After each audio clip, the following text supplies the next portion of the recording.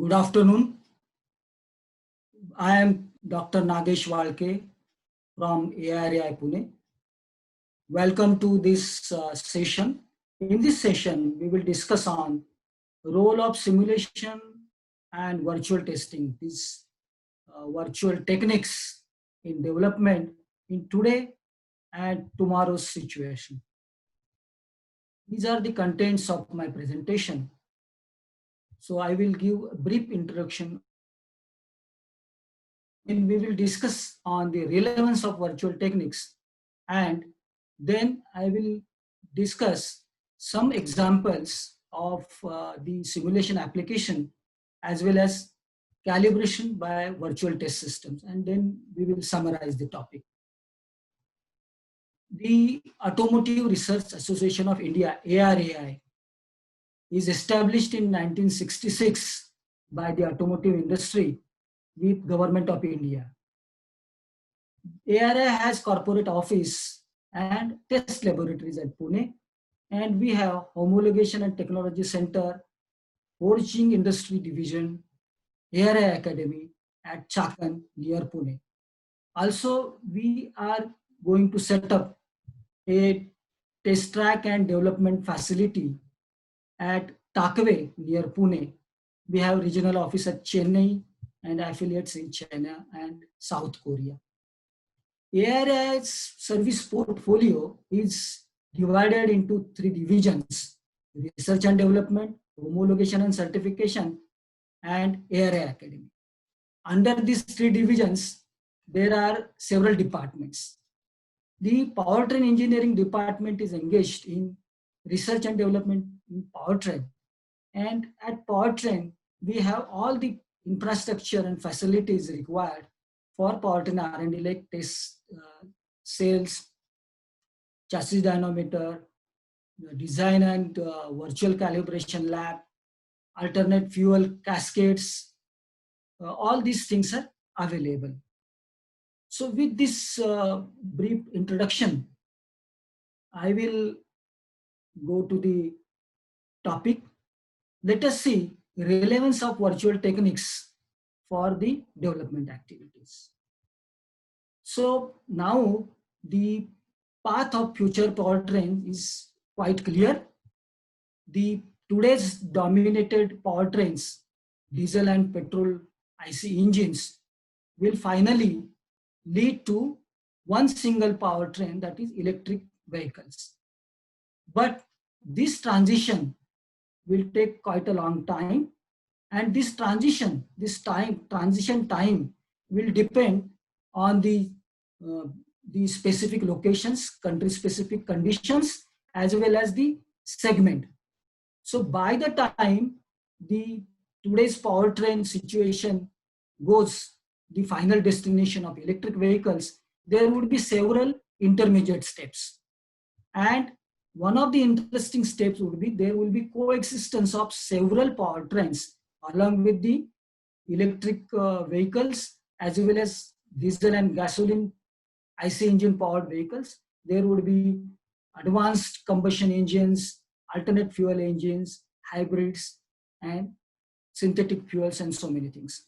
So this phase, which could be in a longer duration, could exist in long duration, all the development teams, they need to concentrate on all these coexisted powertrains. So let us see the developmental needs today and tomorrow, the future development needs. So we are going now under implementation of several next level of emission norms, BS6, then RD, in-service compliance, OBD requirements, then fuel efficiency requirements, TREM 4, TREM 5 requirements, NRMM, and several things. So all these next level emission norms will require compliance of very stringent emission requirements. In addition to that, these norms will require like additional requirements like transient cycles, cold and hot cycles, off-cycle emissions, and necessarily the complex opt treatment devices. In addition to that, the development teams have to take care the aspects like total cost of ownership, packaging constraints, low maintenance requirement, ease of service, robustness, all those things. Additionally, as we have seen, we have to take care of efficiency improvement, advanced combustion requirements, electrification, alternate fuel, so many things. So the development needs are, there are several development needs, and so the development effort requirements are going to grow many folds. At the same time, availability of time, manpower, testing resources, and budget will be limited. Moreover, because of this pandemic and post-pandemic situation, there is going to be unavoidable cut in time and resource availability. So in this situation, we need to balance the development effort required and the available resources. Hence, we need to carefully review our development process. Our development process largely depends on the extensive testing. For example, in powertrain development, after the concept development and prototype build, we need to do very extensively the engine testing on engine dynamometer, then vehicle testing on chassis dynamometer, and then the field testing. In this, if we front load the activities, some of the field testing requirements we test in the chassis dynamometer, as well as field testing and chassis dynamometer requirement. If we can front load in engine dynamometer, that gives quite a big advantage in terms of time and resource utilization. But next to that, because of development in simulation softwares and virtual testing techniques, we can front load these testing activities to these simulation, these virtual techniques. And this will give very significant benefit in terms of time saving, cost saving, as well as quality improvement. So let us see one by one this simulation and virtual testing examples. So I have selected few simulation examples, simulation applications. I will discuss them briefly, will not go into detail of each example because of limitation of time. So this simulation can be extensively used in combustion development. Combustion development, there are a lot of parameters.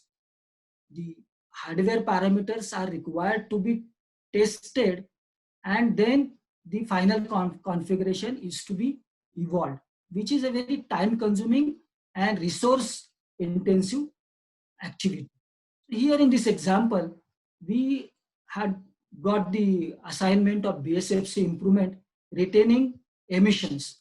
So we have identified the major 10, the hardware parameters, and then with their levels, DOE is built. With this DOE, then the simulation runs have been executed. And with the results of simulation runs, the response models are prepared, and then the Pareto analysis is done. With the Pareto analysis, then the best combination is selected and then tested. And in the bottom graphs, they show that the simulation and experimental results are in quite close agreement. So if I test this experimentally, then each point, if the parameters are taken of 2 levels, then each point will require at least 1,000 combinations to be tested. And there are several operating points to be tested. So this otherwise by experimentally is going to be very time consuming. This simulation for combustion can be extended further to open cycle simulation, which can take care of effect of ports, manifolds. We can have air and EGR distribution, cylinder to cylinder variation, analysis of internal EGR. Apart from that, we can analyze for soot in oil, which then will determine the quality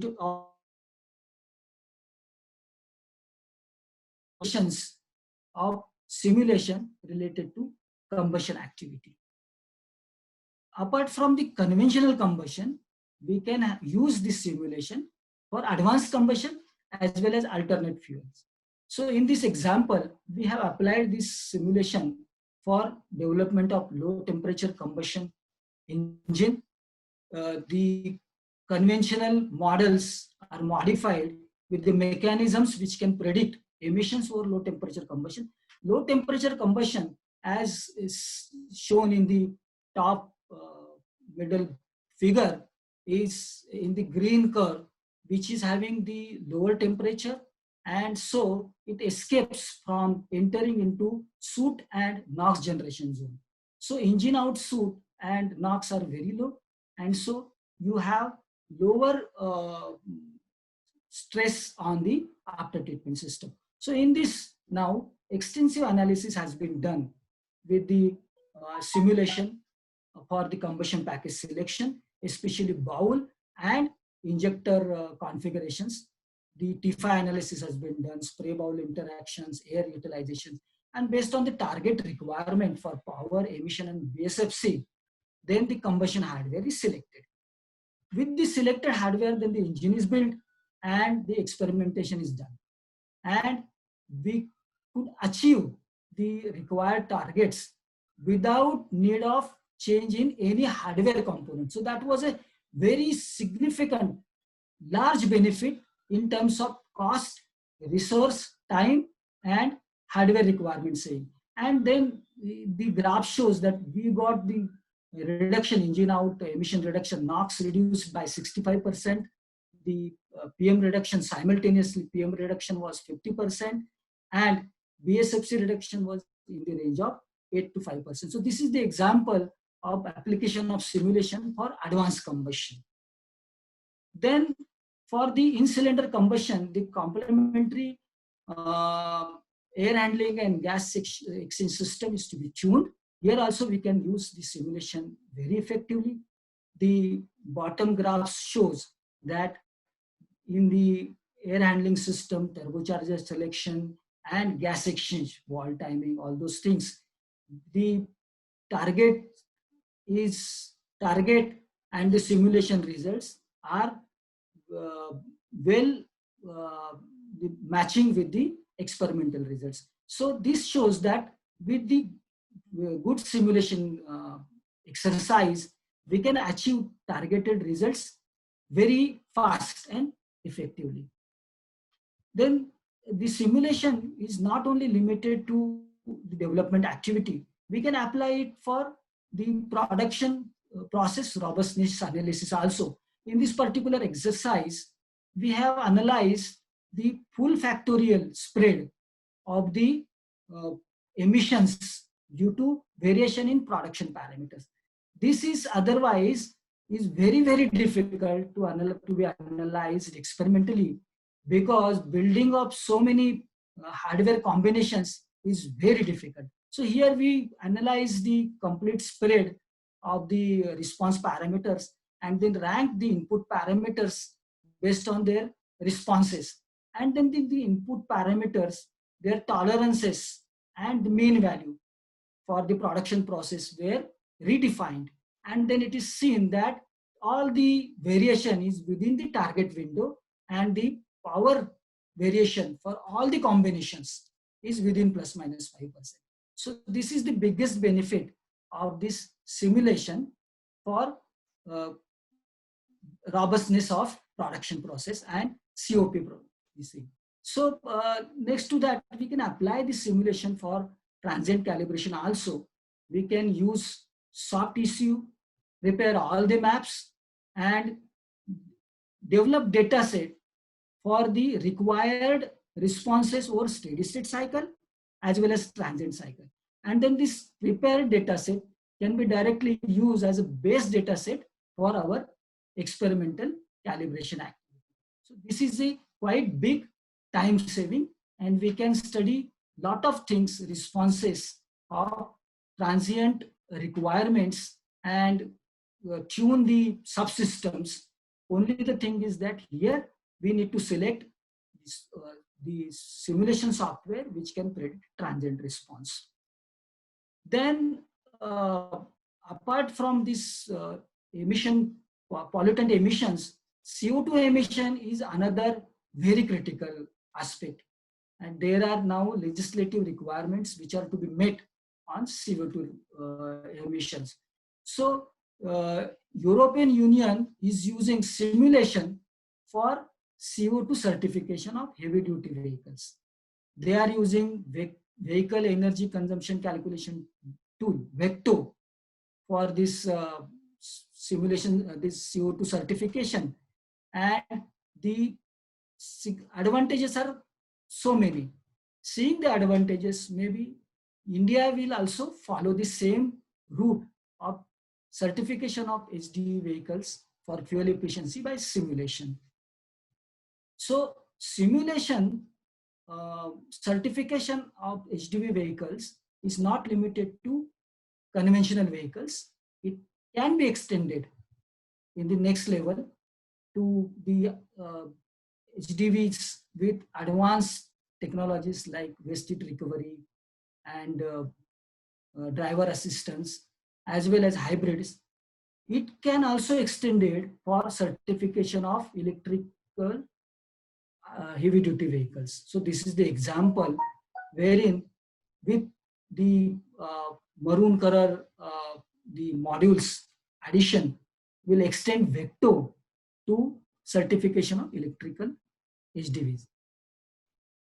So now, based on this certification, there are very stringent targets which are set in European Union, and now all the vehicles, they have to reduce CO2 emissions by 15% by 2025 and 30% by 2030. So the requirements are very stringent. So vehicle energy audit and fuel efficiency improvement has become very critical topic. We have done so many the assignments on fuel efficiency improvements. This is one of the example wherein the duty cycle is generated in the field, and then based on the generated duty cycle, the condensed drive cycle is generated. And then the simulation uses this condensed drive cycle, and then all the input parameters, vehicle parameters, then powertrain parameters, transmission parameters are tuned, and then the fuel efficiency improvement is done. Here the bottom table shows that the simulation results and field measurements are good in agreement. So this is very effectively used, can be used in fuel efficiency improvement. So this was on the use of simulation, some selected cases. From simulation to real testing, there is in between the step is the virtual testing. So calibration with virtual testing has several advantages. Here the as the bottom left figure shows, the real vehicle powertrain as well as after treatment system is replaced by high quality real time simulation models. But in this system, we use the real ECU, which is used in the vehicle. Actuators, the important actuators are used in this calibration. So there is a mix of model and real ECU. So this is a connect of real testing and virtual world and the model. And there are several advantages, like this calibration is not dependent on weather, location, and we can use these resources very effectively, and then they minimize the expensive test facility and faster to the market. This is ARAI AVL virtual test bed. These virtual test systems can be used right from concept investigation to the final testing, robustness investigation. So in concept investigation, we can apply this testing for layout, then actuator functionality, OBD concept development, all pre-calibration tasks, and first firing.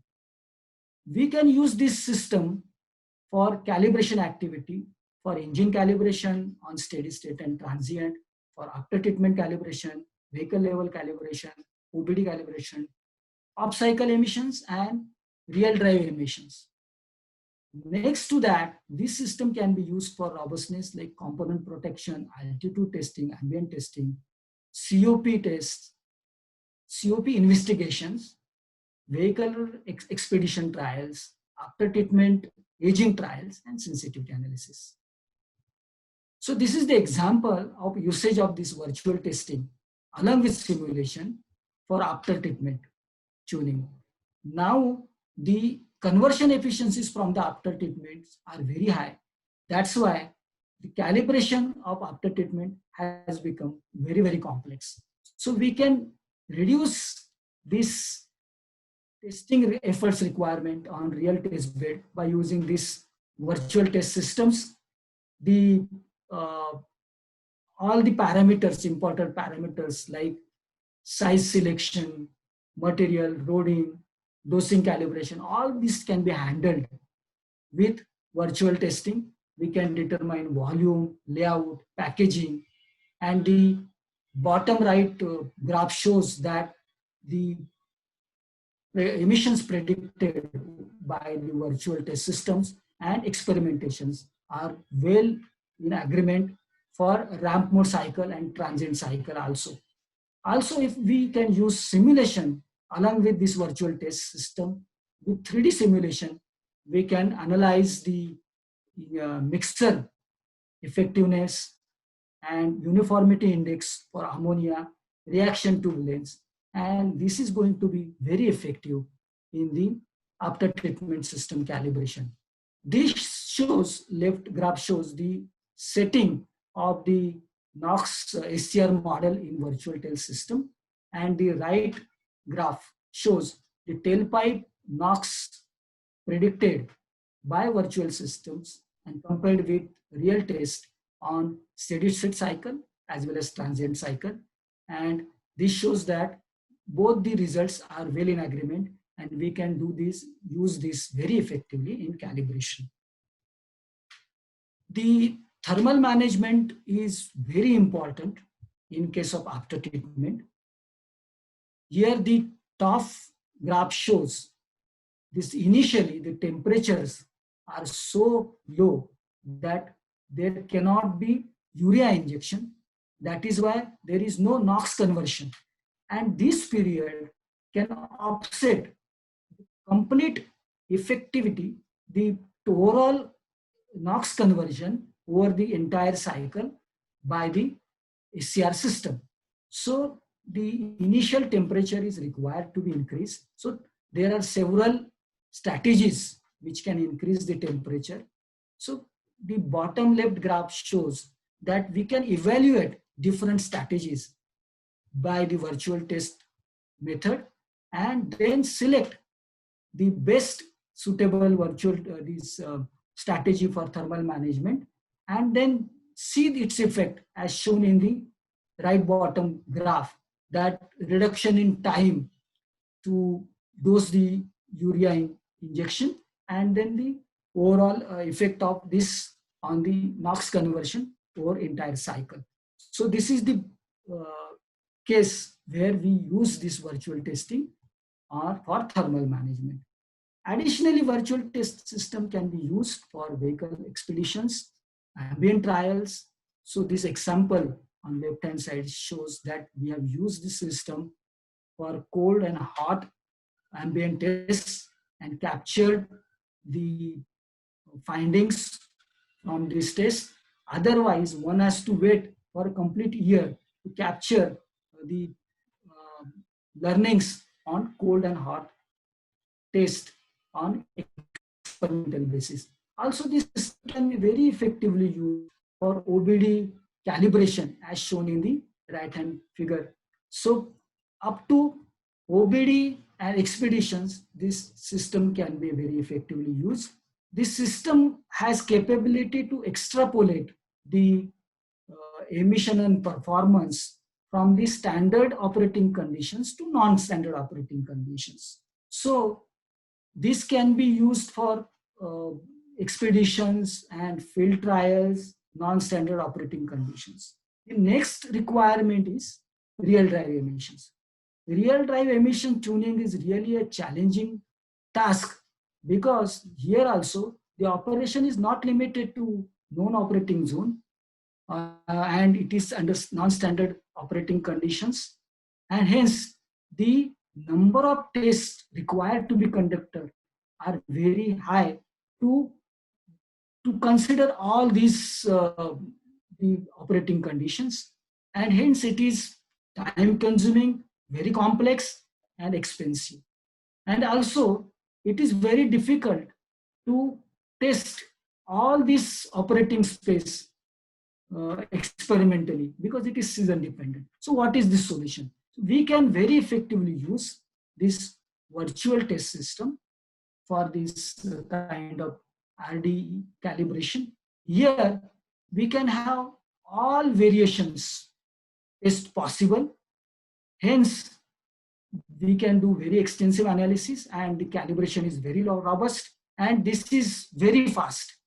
And so it consumes less time, it is less costly, and then we can select very selective cycles, extreme cycles, and test them, and then complete the calibration.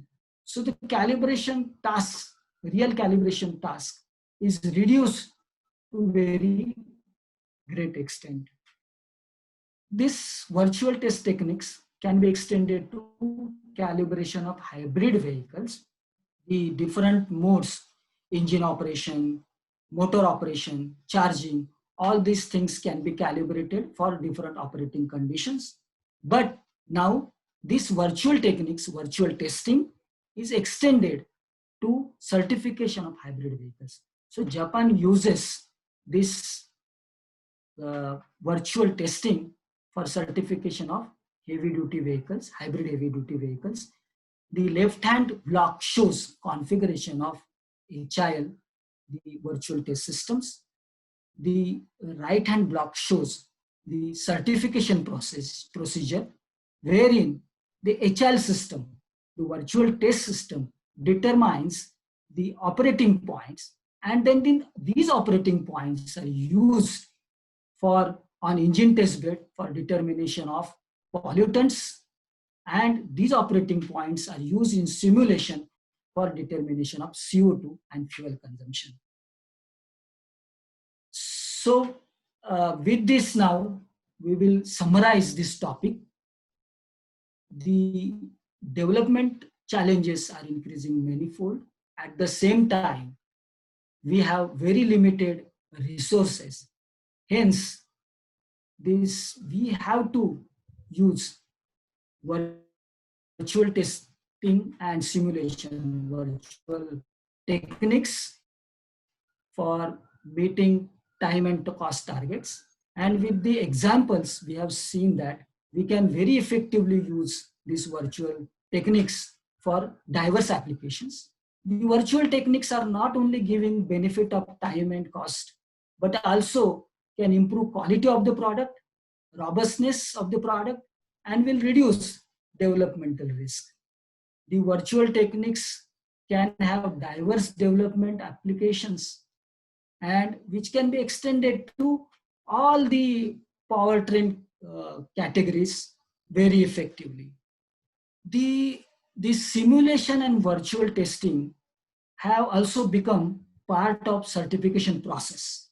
So now we have to use them very effectively in development process, and in this pandemic situation or with this post-pandemic situations, we will have to meet the pressures of development needs with these virtual techniques.